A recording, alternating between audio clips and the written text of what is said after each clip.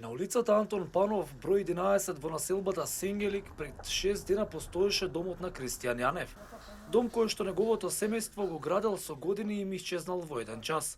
Поплавата им однела се, за среќа преживееле сите.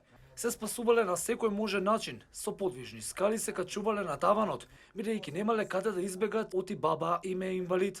За среќа ги спасил нивниот комшија. Куќата е со 4 соби плюс ходник и купатило. 100%. Штетата е значи комплетно 100%. Немаме значи буквално ништо, немаме ни едно фрижидерче, храната што ни ја носат, значи немаме каде да складираме, се расипува, струја немаме, све е под вода едноставно, значи се е уништено. Куќата на Кристијан и останатите во нивна околина се едни од најпогодените во населбата економија во Сингелик. Поради тоа што неговото семејство нема превоз и не се во можност да го напуштат домот, тој апелира помошта да им ја доставуваат на нивна адреса. Само на тој начин Кристијан смета дека ќе им помогнат во решавањето на проблемот.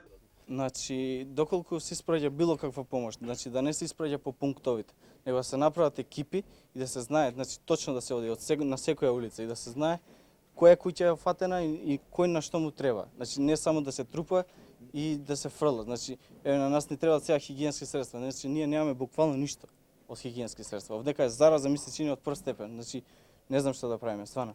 Армијата беше еднаш само за извлекување на вода. Да. Во подрумите и еве сега пак се полни подрумите, моментално нема никој. Армијата на Република Македонија пети ден поред работи на најпогодените подрачја и интервенира онаму кај што е најпотребно.